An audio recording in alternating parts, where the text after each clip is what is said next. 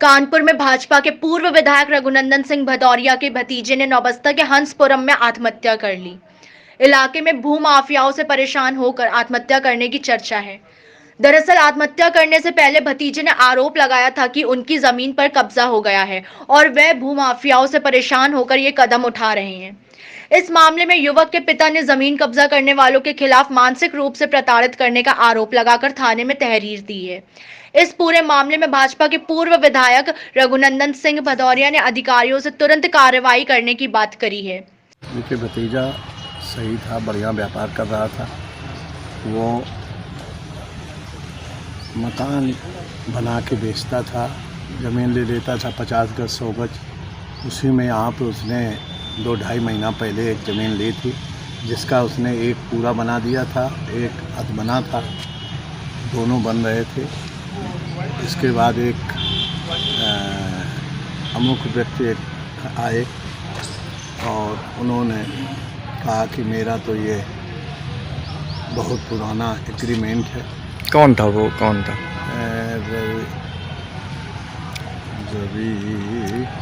रविकांत पांडे जी। तो उन्होंने जब उस पर डाल लिया तो वो डिप्रेशन में आ गया। अभी शटरिंग वाला भी सवेरे आया था तो उसने कहा कि वो कह रहे थे भैया आज समझौता हमारा हो जाएगा, बात हो जाएगी, मेरा प्लाट है, हमने कागज आधा सब किए। लेकिन उन्होंने कल शाम को क्या हुआ, अब इन परिस्थितियों में कैसे क्या हुआ हम तो जानते नहीं। जैसा यहाँ लोगों ने बताया ये मामला, उसके FIR भी काफ़ी थाने में दे दी गई है। अच्छा, नहीं कर्ज तो व्यापारिक है, 3 करोड़ मेरे ऊपर कर्ज है, व्यापारिक है तो देता था।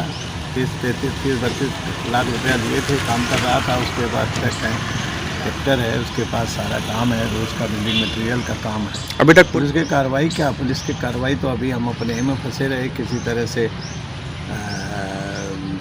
जो दुख का समय होता है तो उस दुख को समय निपटाते हुए पोस्टमार्टम हुई। पोस्टमार्टम के बाद आज गंगा में दाह संस्कार करके हम लोग आए हैं। पुलिस का देखते हैं क्या है। पुलिस ने कहा था कि भाई वो है, पुलिस को हमने रिपोर्ट दे दी थी, हमने कहा उसको देख लीजिए, अगर आपको ये जो सही है वही तो देंगे ना लिख के। जो थी वो भी आया था, जिसने इनको बेची थी वो भी आया था। अच्छा, जिस पे आरोप है क्या उसके विषय में कुछ जानते हैं आप? मैं कुछ नहीं जानता हूँ, भगवान साक्षी, वो मालूम भी नहीं है कौन है कौन नहीं है। वो ज़रूर आया था जिसकी ज़मीन, जिसने ज़मीन बेची है इनको, वो भी था। तो साफ़ सुथरी ज़मीन थी। उसने कहा तो क्या समझा जाए कुल मिलाकर के ज़मीन का जो विवाद था मकान का, उसी के चलते जो है? हाँ, बात तो यही है कि किसी तरह से उस अब तो बना लिया है पैसा भाई। बने बनाए मकान पे 2.5 महीने से तुम क्या कर रहे थे? तुम्हारा था ईंटा डालते थे, रोक लेते। अगर आपका एग्रीमेंट था आप और कुछ कर लेते। तो भाई परिस्थितियाँ ये होती हैं कि जब बन गया, पूरा बन गया, तो तुम ताला डालने पहुंच गए तो आदमी तो परेशान होगा जिसका जाएगा। और हमसे लगभग 2-3 साल से थोड़ी कम बनती थी। वहीं ADCP का कहना है कि मामले में कार्रवाई के आदेश दे दिए गए हैं, जो भी दोषी हैं वह बख्शे नहीं जाएंगे। इस संबंध में अभी थाना नौबस्ता से में एक प्रार्थना पत्र प्राप्त हुआ है आत्महत्या के लिए उकसाने का।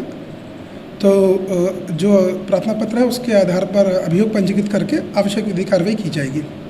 सर, इससे क्या पूर्व में भी कुछ अवगत कराया गया था पुलिस को, जैसा कि उनके परिजनों का आरोप है? सर, अभी तक की जो जानकारी में थाने से और अन्य माध्यम से जो मिली है उसके अनुसार ना तो थाने पे कोई प्रार्थना पत्र इस संबंध में कोई दिया गया था किसी तरह की परेशानी का, ना ही किसी उच्च अधिकारी के माध्यम से थाने पे कोई कार्रवाई के लिए कोई उनको आदेश प्राप्त हुआ था।